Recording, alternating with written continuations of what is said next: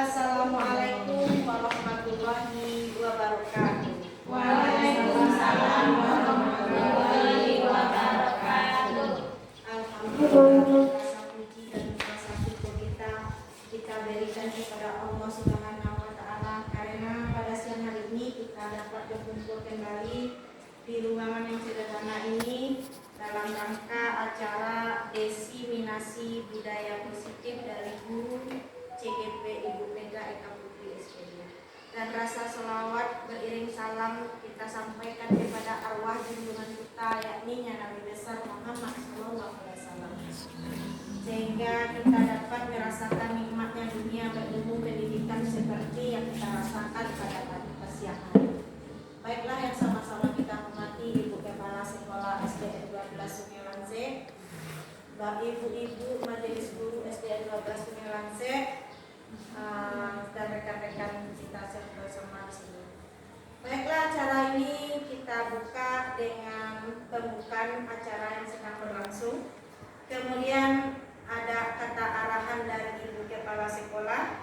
Kemudian ada penyampaian materi langsung dari Ibu Mega Eka Putri. Dan kita lanjutkan acara berikutnya, yaitu kata arahan dari Ibu Kepala Sekolah Salwati SPD. Kepada Ibu dipersilakan. Bismillahirrahmanirrahim. Assalamualaikum warahmatullahi wabarakatuh. Waalaikumsalam warahmatullahi wabarakatuh. Baiklah ibu-ibu, pada kesempatan ini kita tak bosan-bosannya menyampaikan, mengirimkan berucap syukur kepada Allah, yang mana pada kesempatan ini kita diberi kesehatan, dilimpahkan rahmat kesehatan. Kemudian salawat beriring salam tak lupa kita aturkan kepada Nabi besar Muhammad SAW. Baiklah, yang sama kita hormati Ibu Mega Eka Putri, Ibu Bendera SD Negeri 12 Sungai. Kemudian kepada Ibu peserta, yang mana pada kesempatan ini pada kegiatan diseminasi budaya positif, dengan adanya kegiatan ini mudah-mudahan dapat membangkitkan dan dapat merubah atau menuju kepada sekolah kita, yaitu budaya yang positif. Jadi dengan acara diseminasi ini dapat mendorong ibu-ibu untuk mengikuti jejaknya Ibu Mega Eka Putri nantinya, dapat memacu semangat untuk mengikuti dari belakang nanti, mengikuti calon guru bendera berikutnya. Untuk itu pada kesempatan ini mungkin kita akan menerima materi tentang budaya positif di sekolah kita ini, di sekolah SD 12 Sungai Lanse ini. Jadi untuk itu ibu-ibu, apapun kegiatan kita pada hari ini tolong diikuti dengan baik. Mungkin kalau dapat setelah kegiatan ini berdampak positif pada pembelajaran kita di sekolah ini. Mungkin itu saja. Kepada Ibu Mega, berikanlah apa yang dapat dicontoh, ditiru dan diikuti oleh rekan-rekan teman sejawatnya. Itu dapat yang kami berikan arahan. Selamat mengikuti Bapak Ibu SD 12 Sungai Lanse, rekan-rekan kerja. Semoga bermanfaat. Mungkin itu wabillahi taufiq wal hidayah. Wassalamualaikum warahmatullahi wabarakatuh. Waalaikumsalam. Terima kasih banyak kepada Ibu Kepala Sekolah yang telah memberi arahan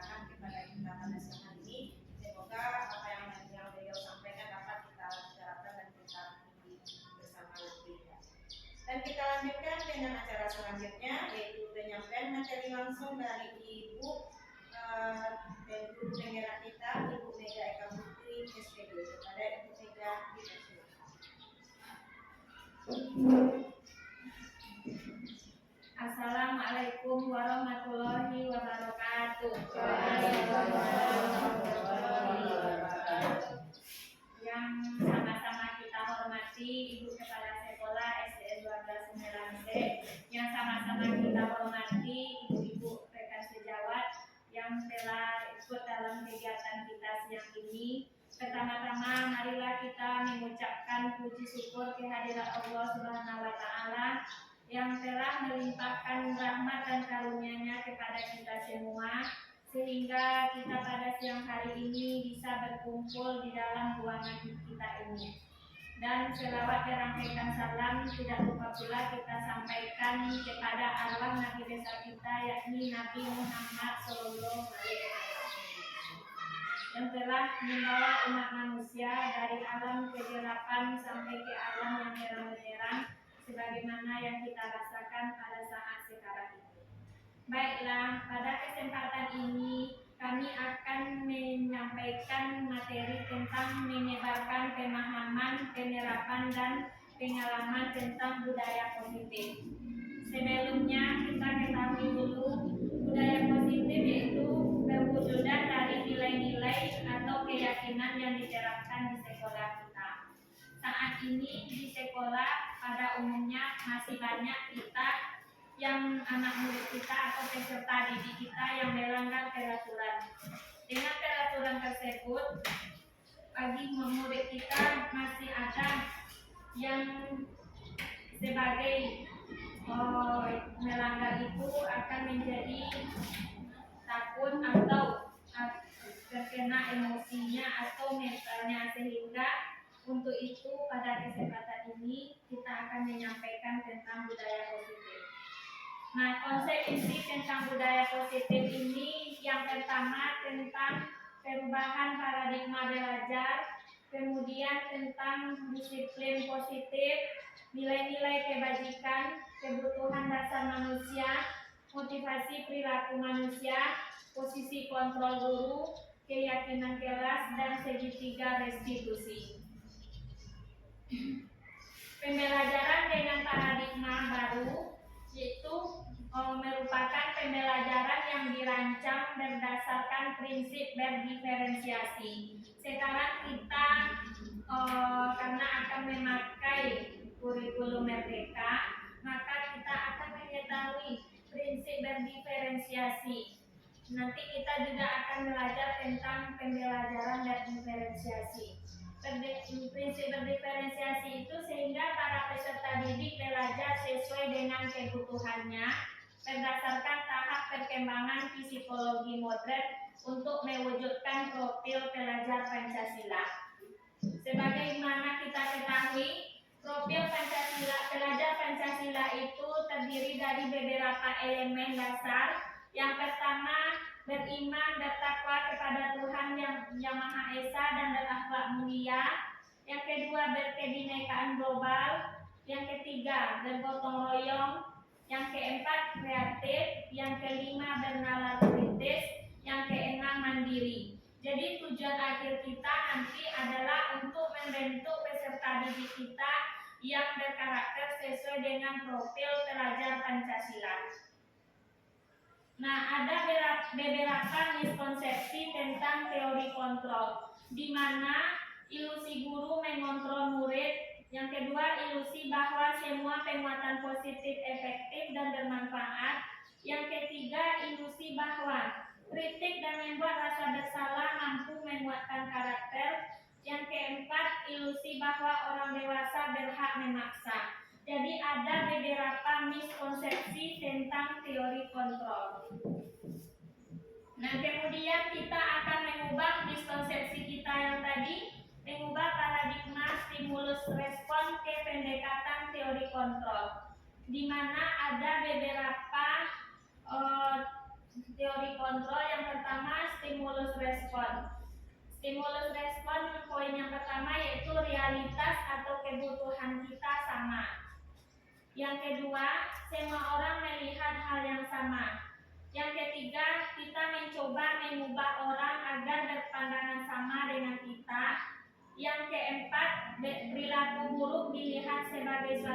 kesalahan.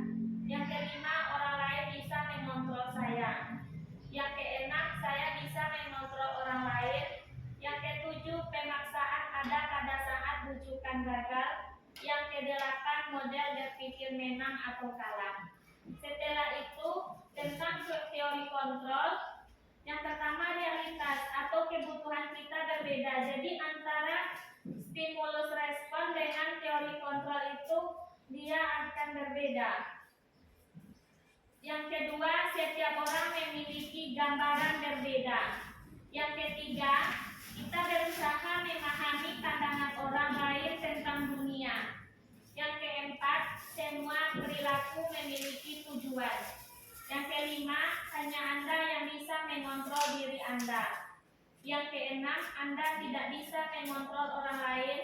Yang ketujuh, kolaborasi dan konsensus menciptakan pilihan baru. Dan yang kedelapan, model berpikir menang kalah. Jadi ada beberapa paradigma stimulus respon ke pendekatan teori kontrol. Nah, kemudian kita akan membahas yang pertama, yaitu tentang disiplin positif. Tadi kan poin-poin kita ada beberapa itu tentang budaya positif. Yang pertamanya yaitu disiplin positif. Disiplin itu berasal dari kata disiplina yang artinya belajar. Jadi disiplin itu artinya belajar. Disiplin mengacu pada disiplin diri yang memiliki tanggung jawab terhadap apa yang dilakukannya berdasarkan nilai-nilai yang diyakini. Nah, kemudian disiplin positif. Jadi kan ada dua kata, yang pertama disiplin, yang kedua positif. Jadi disiplin positif itu merupakan salah satu cara penerapan disiplin yang bertujuan untuk menumbuhkan kesadaran serta memberdayakan peserta didik tanpa penghargaan atau reward, ancaman atau hukuman. Jadi disiplin positif ini kita tidak akan memberikan reward atau ancaman ataupun hukuman. Kemudian sebagai pendidik, tujuan kita adalah menciptakan peserta didik yang memiliki disiplin diri sehingga mereka berperilaku mengacu kepada nilai-nilai kebajikan universal dan memiliki motivasi intrinsik dalam perubahan perilaku ke arah yang lebih baik. Jadi, kita sebagai pendidik, tujuan kita adalah menciptakan peserta didik kita yang memiliki jiwa disiplin positif. Nah, kemudian poin yang keduanya yaitu nilai-nilai kebajikan. Nilai-nilai kebajikan adalah nilai yang disepakati bersama, lepas dari suku, bangsa, agama, bahasa maupun latar belakangnya. Contoh nilai kebajikan institusi atau organisasi. Yang pertama tadi poin tentang profil pelajar Pancasila, yaitu profil Pancasila. Kan ada beberapa elemen tadi. Yang pertama, beriman dan bertakwa kepada Tuhan Yang Maha Esa, berakhlak mulia, berkebinekaan global, bergotong royong, mandiri, kreatif, dan bernalar kritis. Jadi tujuan kita di sini adalah untuk membentuk peserta didik kita yang mempunyai sifat atau karakter yang sesuai dengan profil pelajar Pancasila. Yang kemudian Ibu Primary Dia Program atau PYP itu memuat tentang toleransi, rasa hormat, integritas, mandiri, menghargai, antusias, empati, keingintahuan, kreativitas, kerjasama, percaya diri, dan komitmen.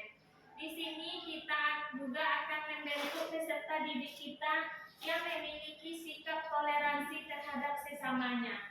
Kemudian rasa hormat kepada guru dan mandiri, kemudian rasa keingintahuannya yang tinggi. Jadi banyak tujuan kita untuk membentuk disiplin positif ini. Kemudian keterampilan hidup atau life skill yang terdiri dari dapat dipercaya, lurus hati, pendengar yang aktif, tidak merendahkan orang lain, dan memberikan yang terbaik. Jadi anak didik kita atau peserta didik kita juga dibekali dengan keterampilan fisik atau keterampilan hidup, yaitu seperti dapat dipercaya. Jadi di dalam diri anak kita sudah tertanam sikap jujur atau dapat dipercaya, kemudian tidak merendahkan orang lain atau temannya. Jadi kita akan membentuk peserta didik kita yang tidak merendahkan teman sekelasnya ataupun teman di sekolahnya. Nah, poin yang ketiga yaitu kebutuhan dasar manusia. Sebagaimana kita ketahui, kebutuhan dasar manusia adalah segala sesuatu yang kita lakukan untuk mendapatkan apa yang kita inginkan. Seluruh gerakan yang kita lakukan memiliki tujuan tertentu dan semua usaha terbaik yang kita lakukan adalah dalam rangka agar kebutuhan dasar kita terpenuhi dengan baik. Jadi di sini kita juga harus mengetahui kebutuhan dasar manusia. Jadi untuk menanamkan disiplin positif atau nilai-nilai positif kepada anak, kita sebagai guru juga harus mengetahui kebutuhan dasar manusia. Nah, contohnya ada 5 kebutuhan dasar manusia. Yang pertama, bertahan hidup. Contohnya, yang bertahan hidup itu kita butuh makanan, pakaian, tempat tinggal, keamanan, dan kesehatan. Jadi kalau diri kita sudah tahu tentang kebutuhan dasar manusia, kita juga akan bisa menerapkan kepada anak didik kita. Yang kedua, kasih sayang. Contohnya rasa terima kasih, dipedulikan, berbagi, kerjasama, menjadi bagian dalam kelompok. Nah, kita juga akan menanamkan kepada anak didik kita tentang nilai-nilai atau kebutuhan kasih sayang. Karena peserta didik kita sangat membutuhkan kasih sayang. Kadang-kadang ada yang tidak memperoleh kasih sayang di dalam keluarganya atau kurang mendapatkan kasih sayang dari keluarganya. Setelah kita telusuri, ternyata banyak anak kita karena kadang ada orang tuanya yang broken home dan dia kurang mendapatkan kasih sayang. Jadi di sini kita sudah memiliki atau mempunyai kebutuhan dasar manusia. Yang ketiga, penguasaan. Penguasaan ini terdiri dari harga diri, keinginan untuk dianggap, memimpin, berprestasi, diakui, didengar.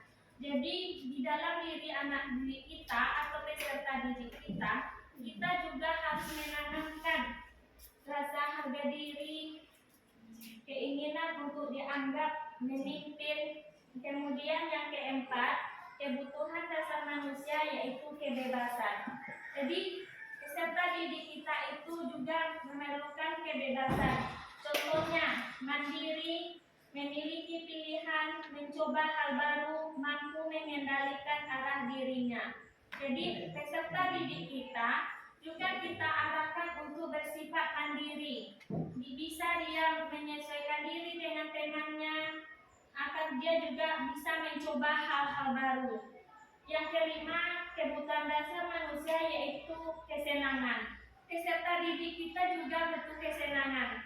Sama seperti kita, misalnya kita di rumah banyak masalah, datang ke sekolah kita kan bisa cengkrama dengan teman-teman, jadi dengan rekan sejawat, jadi kan semua masalah jadi hilang.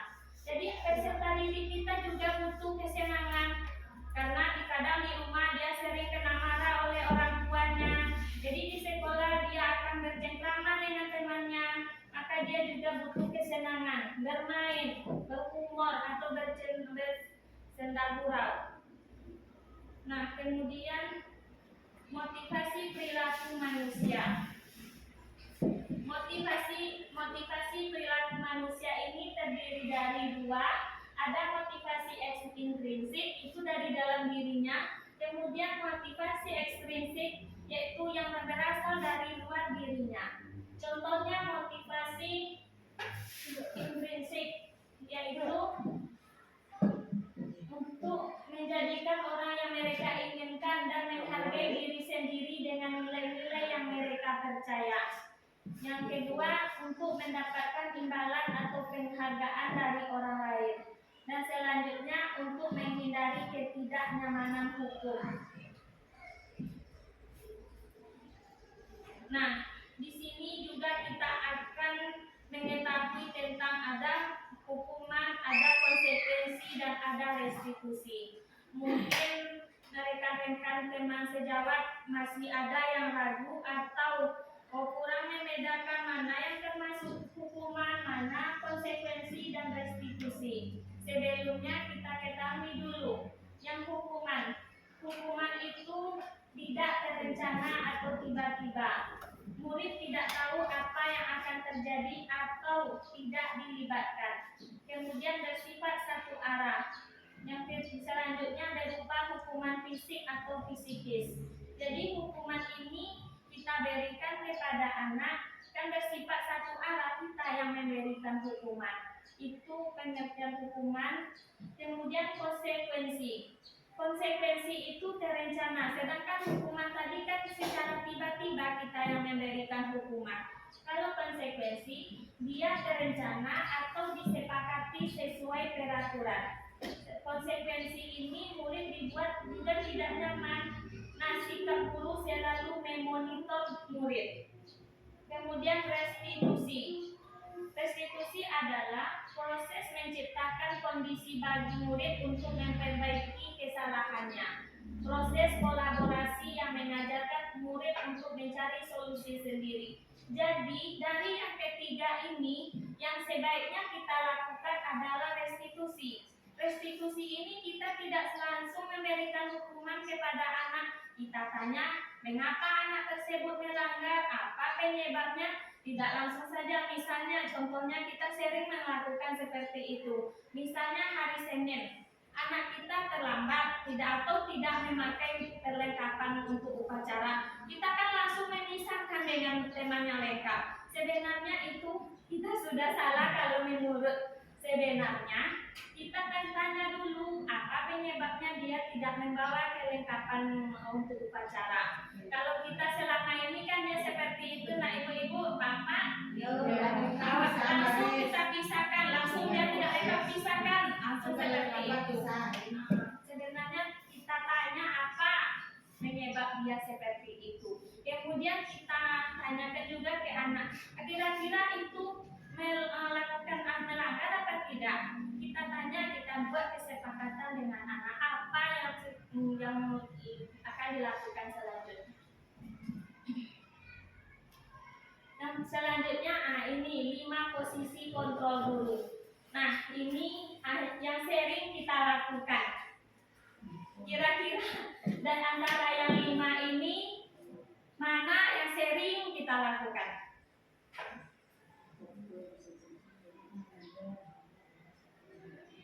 5 posisi kontrol guru. Yang pertama yaitu penghukum, yang kedua pembuat merasa bersalah, yang ketiga teman, yang keempat pemantau, yang kelima manajer. Jadi ada 5 posisi kontrol guru. Sebaiknya yang kita melakukan terhadap anak yaitu pemantau, teman juga pemantau dan manajer. Kalau penghukum ini kita tidak boleh memberikan hukuman seperti pada anak kalau menurut teori yang sebenarnya, tapi itu yang sering kita lakukan. Penghukum itu bisa menggunakan hukuman fisik maupun verbal. Kita sering kalau sekarang kita tidak ada memberikan hukuman fisik, tapi menggunakan yaitu hukuman verbal dengan kata-kata. Misalnya contohnya kalau kita di kelas misalnya tidak membuat PR, kita langsung saja mengatakan kepada anak dengan menggunakan hukuman verbal. Memukul ya tidak kita lakukan, tapi menggunakan kata-kata yang tidak baik untuk anak. Kemudian membuat merasa bersalah. Biasanya guru ini akan bersuara lebih lembut, tapi akan menyinggung perasaan anak.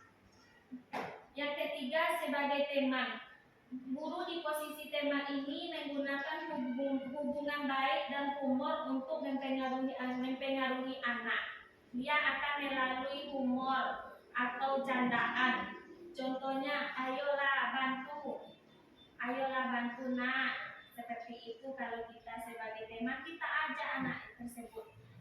Yang keempat, pemantau. Pemantau ini adalah mengawasi saat anak melakukan kesalahan.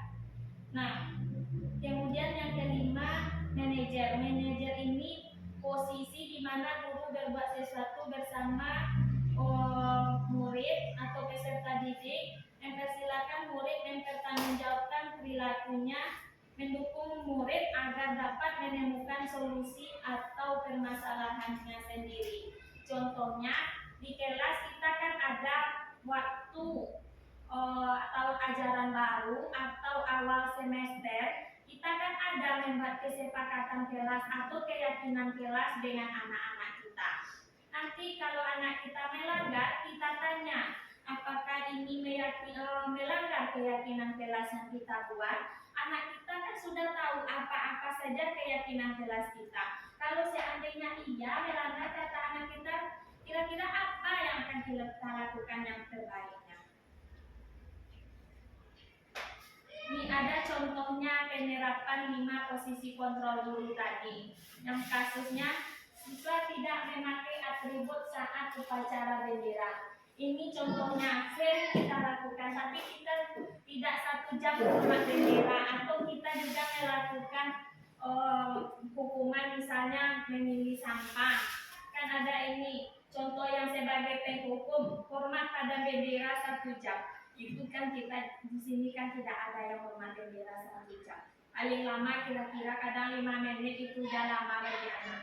Kemudian pembuat merasa bersalah, contohnya berapa kali bapak atau ibu memberitahu kamu selalu mengecewakan bapak atau ibu. Ini adalah contoh dari posisi guru kontrol guru, yaitu pembuat merasa bersalah. Yang ketiga, posisi kontrol guru yang sebagai teman, yaitu contohnya ayo dong ikuti aturan sekolah. Kita kan mengajak, membawa anak kita, tolong bantu bapak atau ibu sekali ini, ya sudah tidak apa-apa, lain kali jangan sampai berbuat seperti ini lagi ya. Kemudian yang sebagai pemantau, kamu melanggar peraturan sekolah, kamu tahu kan konsekuensinya. Setelah upacara kamu beli atributnya ke koperasi dan jangan diulangi lagi. Ini contoh sebagai pemantau. Yang kelima contohnya yang sebagai manajer. Apakah kamu tahu kesalahan kamu? Kira-kira bagaimana kamu memperbaiki kesalahan kamu? Itu kan kita meminta ke anak apa yang disepakatinya atau disetujuinya. Jadi sebenarnya posisi guru yang sebaik kita pakai adalah sebagai teman dan sebagai manajer. Nah, kira-kira ini coba kita sebelumnya kita SBK dulu ya ibu-ibu, karena sudah banyak materi yang disampaikan. Coba Ibu Raya minta tolong pimpin teman-teman atau rekan-rekan kita untuk SBK.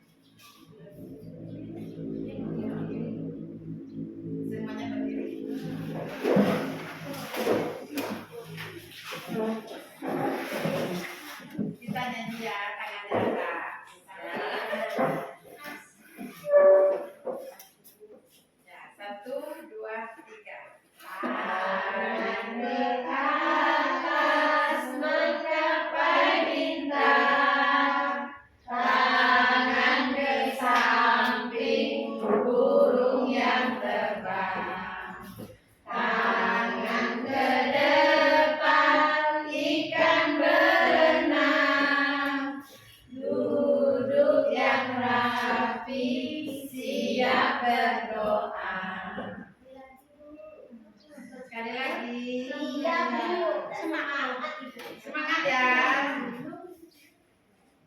Kita mulai. Tangan ke atas merapat bintang, tangan ke samping burung yang terbang, tangan ke depan ikan berenang, duduk yang rapi siap berdoa.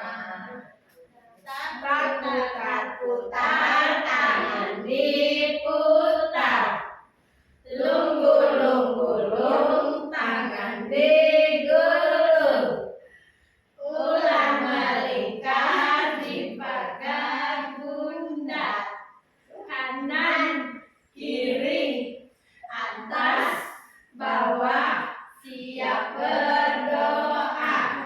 Terima kasih. Silakan duduk kembali.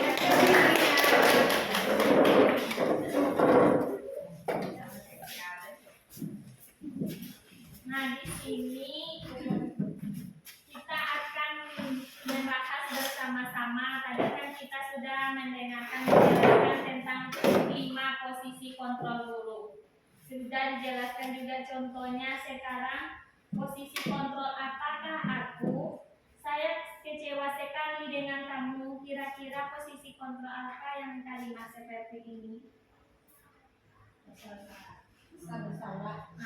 Membuat merasa bersalah. Pak Yodi, bagaimana Pak Yodi? Yang kedua, posisi kontrol apakah aku? Kamu tidak pernah benar melakukannya. Ini posisi kontrol yang bagaimana ini? Kamu tidak pernah benar melakukannya. Membuat merasa bersalah. Membuat merasa bersalah. Ada seperti ini kalimatnya ini sebagai tema. Kenapa juga bisa kamu tidak pernah benar melakukannya? Kemudian, apa rencanamu untuk menyelesaikan masalah ini? Ini posisi kontrol apa ini? Apa ini Bu Nova? Apa rencanamu untuk menyelesaikan masalah ini? Posisi kontrol guru. Apa rencanamu untuk menyelesaikan manajer? Apa rencanamu untuk menyelesaikan masalah ini? Kemudian posisi kontrol apakah aku? Ayolah lakukan demi bapak atau ibu ya. Ini sebagai apa? Teman. Kemudian kamu tidak akan pernah mendapatkan nilai jika tidak mengerjakan tugas. Ini sebagai pemantau. Nah, kemudian kita akan menjelaskan poin yang selanjutnya, yaitu keyakinan kelas. Nah, keyakinan kelas. Mengapa keyakinan kelas? Mengapa tidak peraturan kelas? Nah, keyakinan kelas ini pembentukannya kita kan di awal semester atau di awal tahun ajaran baru kita akan membuat keyakinan kelas. Pembentukan keyakinan kelas ini yang pertama bersifat abstrak, yang kedua berupa pertanyaan universal, yang ketiga dibuat dalam pernyataan positif, yang keempat sedikit saja agar mudah diingat. Jadi kita tidak perlu banyak-banyak membuat keyakinan kelas kita. Kemudian sesuai dengan kondisi kelas dan sekolah sehingga mudah diterapkan. Selanjutnya, semua warga sekolah atau warga kelas dilibatkan saat membuat keyakinan kelas. Assalamualaikum warahmatullahi wabarakatuh. Waalaikumsalam warahmatullahi wabarakatuh. Selamat pagi anak-anak. Bagaimana kabarnya? Alhamdulillah luar biasa, tetap semangat, sip, yes, Allahu Akbar.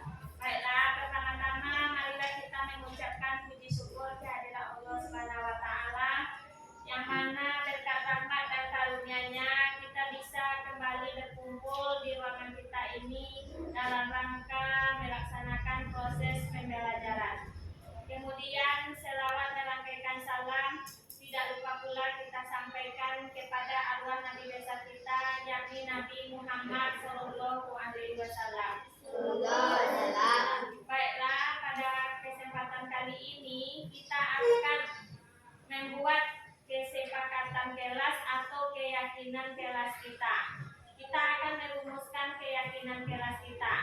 Tahu anak-anak ibu apa itu keyakinan kelas? Tahu. Keyakinan kelas itu adalah suatu aturan kelas yang harus kita patuhi. Nah, sekarang ibu akan membagikan sticky note ini kepada anak ibu. Nanti ditulis apa-apa saja yang menurut anak ibu keyakinan kelas itu.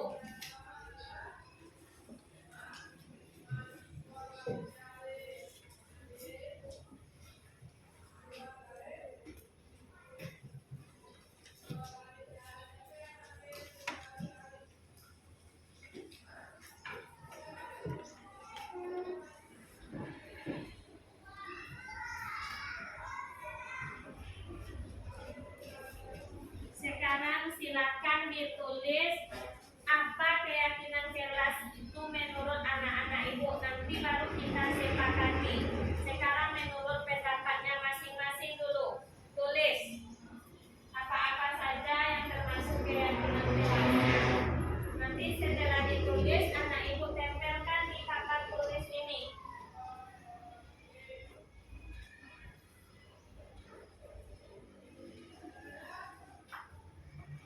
Satu persatu.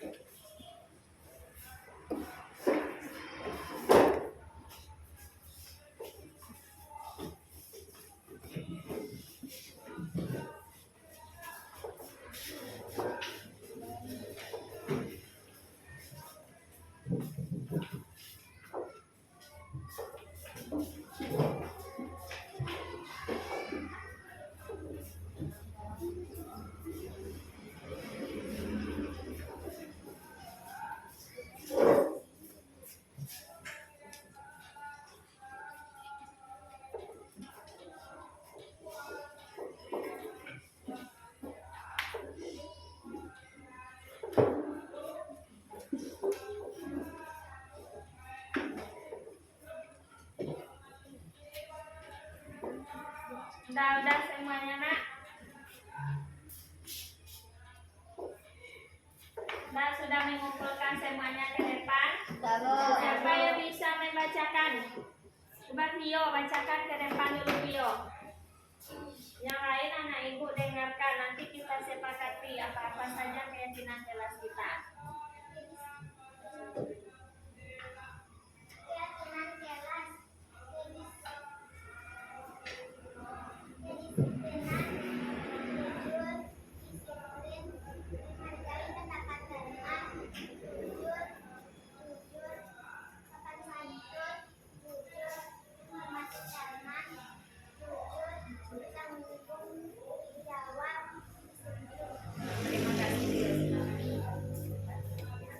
Jadi tadi anak ibu sudah membuat ada beberapa keyakinan kelas kita. Ada disiplin, jujur, menghargai pendapat teman, kemudian sopan santun, menghormati teman, bertanggung jawab. Nah, dari beberapa keyakinan kelas yang telah anak ibu tulis tadi, sekarang kita sepakati apa-apa saja yang termasuk keyakinan kelas kita. Yang pertama, jujur. Jadi anak ibu sudah tahu kan, yang pertama keyakinan kelas kita adalah jujur. Yang kedua apa kira-kira lagi? Disiplin. Yang ketiga, menghargai pendapat teman. Yang keempat, sopan santun. Yang kelima, menghormati teman. Yang keenam, bertanggung jawab. Jadi ada 6 keyakinan kelas kita. Paham anak ibu? Paham. Nah, jadi kalau seandainya anak ibu melanggar, kira-kira bagaimana akan berakibat bagi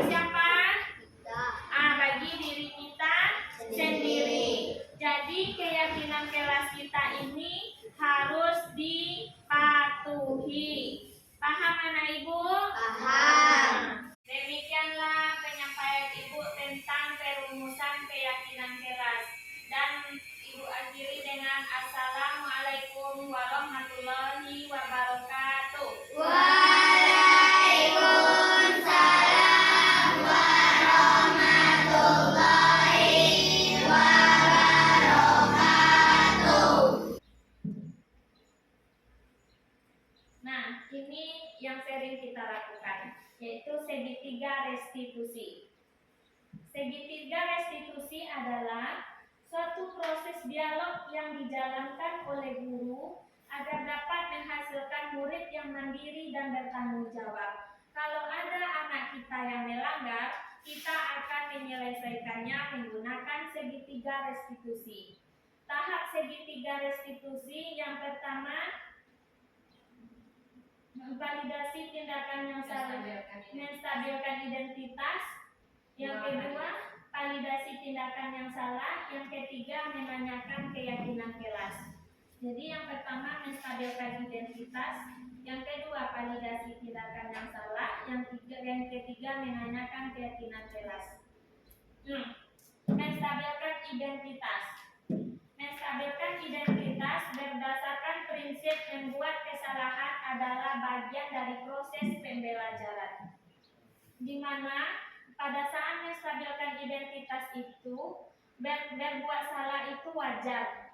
Tidak ada manusia yang sempurna. Ibu atau bapak juga pernah melakukan itu. Ibu atau bapak tidak mau mencari siapa yang salah, tapi ibu atau bapak ingin mencari solusi dari permasalahan ini. Kemudian kamu berhak merasa begitu. Ini adalah contoh kalimat-kalimat yang digunakan pada saat menstabilkan identitas. Yang kedua, validasi tindakan yang salah. Berdasarkan prinsip setiap perilaku berupaya memenuhi kebutuhan tertentu. Contoh kalimat yang digunakan yaitu, kamu pasti punya alasan mengapa melakukan hal itu. Padahal kamu bisa melakukan yang lebih buruk dari ini ya. Yang lebih baik maksudnya ini. Kamu patut bangga karena telah melindungi sesuatu yang penting buat kamu. Kamu melakukannya karena mempertahankan sesuatu yang penting buat kamu. Jadi ini adalah contoh-contoh kalimat yang digunakan untuk validasi tindakan yang salah. Kemudian segitiga restitusi yang terakhir yaitu menanyakan keyakinan. Berdasarkan prinsip teori kontrol bahwa pada dasarnya kita termotivasi secara intrinsik. Contoh kalimatnya, apa keyakinan kelas kita? Yang kedua, nilai-nilai apa yang telah disepakati bersama? Yang ketiga, seperti apa gambaran sebuah kelas yang ideal menurut kamu? Yang keempat, kamu ingin menjadi orang seperti apa? Itu adalah kalimat-kalimat yang digunakan untuk menanyakan keyakinan. Ini ada kemarin saya mencoba kasusnya ini anak ini Albi dia terlambat saat masuk.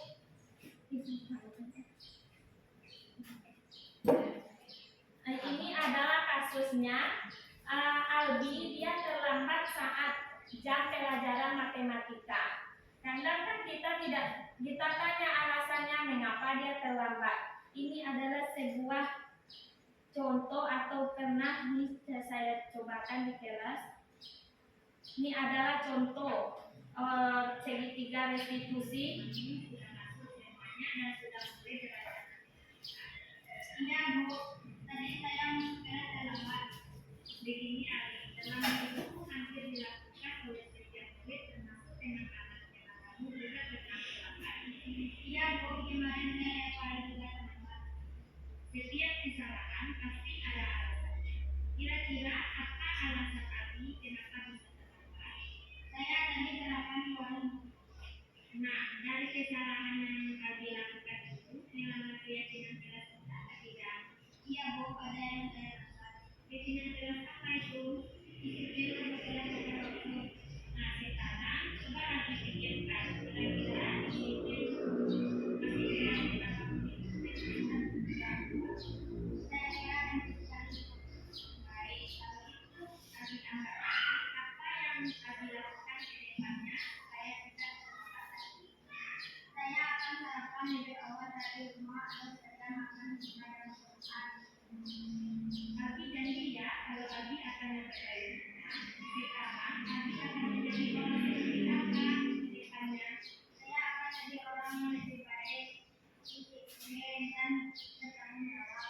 Baik, kalau sudah tahu apa yang Abi lakukan, silakan lanjutkan untuk istirahat. Terima kasih, Bu. Ini adalah contoh penerapan segitiga restitusi terhadap anak yang terlambat masuk kelas. Sebelumnya kita kan pasti langsung marah aja kepada anak kalau masuk kelas dia terlambat, kita sudah menerangkan pelajaran. Kita tanyakan alasan anak tersebut terlambat. Ya kan tidak ibu-ibu? Ya. Besok setelah kita mendapatkan materi ini mudah-mudahan kita rubah lagi. Ada perubahan. Saya kemarin yang marah sama anak saya terlambat kosong lokal saya buat laki-lakinya, tinggal rupanya ada ibunya ulang tahun. Jadi dia akan ngasih tahu sama saya langsung marah. Besok ibu tanyakan alasannya mengapa anak tersebut terlambat. Tidak langsung marah ya Bu? Iya Bu. Ini setelah kita memberikan atau memecahkan masalah anak ini melalui segitiga restitusi, kita melakukan tindakan refleksi terhadap anak tersebut. Ini ada contoh refleksinya. Assalamualaikum warahmatullahi wabarakatuh. Perkenalkan, nama saya Aldi, murid dari Bhinneka Sekolah Sumbar. Saya merasa senang karena tidak dimarahi saat terlambat masuk kelas. Karena kalau dimarahi akan membuat murid tertekan. Saya diajak untuk memperbaiki kesalahan saya dan tidak akan mengulangi kesalahan saya. Dan terima kasih. Assalamualaikum warahmatullahi wabarakatuh. Kan setelah kita selesaikan atau kita terapkan segitiga restitusi, anak ini kan tidak merasa terancam atau tidak bagaimana perasaannya, kan senang diajak dia berkomunikasi atau berdiskusi tentang tindakan yang dilakukannya. Kalau kita langsung marah ya Bu Raya, seperti kemarin anak tersebut akan tertekan, oh ibu ini pemarah, langsung seperti itu. Jadi kalau kita ajak anak ini berdiskusi apa yang akan dilakukannya ke depan, anak tersebut akan merubah cara belajar atau yang melanggar tadi dia tidak akan mengulangi lagi. Nah, jadi dalam penerapan program disiplin positif, hendaknya guru memiliki standar kepribadian, profesional, dan sosial yang baik, di mana guru mampu merefleksi dirinya dalam posisi kontrol saat ini. Bagaimana perjalanan dirinya sebagai among atau manajer yang menuntun murid-muridnya menjadi insan yang mandiri, merdeka, dan bertanggung jawab. Ini sesuai dengan standar pendidikan nasional. Jadi kita akan ada kompetensi, 4 kompetensi guru. Jadi kita hendaknya memiliki kompetensi yang keempat itu, memiliki kepribadian, profesional, sosial yang baik, sehingga kita mampu untuk merefleksikan dirinya, di mana posisi kontrol kita, di mana kita sebagai penghukum, pembuat merasa bersalah, sebagai teman, sebagai pemantau, dan sebagai manajer. Nah, mungkin itu pemaparan tentang budaya positif dari saya. Kalau ada bapak atau ibu yang ingin bertanya, kita melakukan diskusi saja. Nah, mungkin itu yang dapat saya sampaikan. Akhir kata, assalamualaikum warahmatullahi wabarakatuh. Waalaikumsalam warahmatullahi wabarakatuh. Itulah penyampaian atau pembahasan dari Ibu Mega Eka Putri SPD. Semoga ilmu yang disampaikan oleh Ibu Mega bisa kita terapkan nantinya pada peserta didik kita, lingkungan kita, dan diri kita sendiri. Semoga sangat bermanfaat bagi sekolah kita nantinya. Dan kita ucapkan terima kasih banyak atas berbagi ilmunya dari Guru Bergerak. Kita sangat bersyukur dan merasa sangat bermanfaat dengan hadirnya guru penggerak di sekolah kita, sehingga kita bisa memahami desimulasi budaya positif yang berdampak positif tidaknya bagi sekolah kita nantinya. Jadi sekali lagi terima kasih kepada Ibu Mega dan kita beri aplaus. Dan saya tutup acara kita ini dengan assalamualaikum warahmatullahi wabarakatuh. Waalaikumsalam warahmatullahi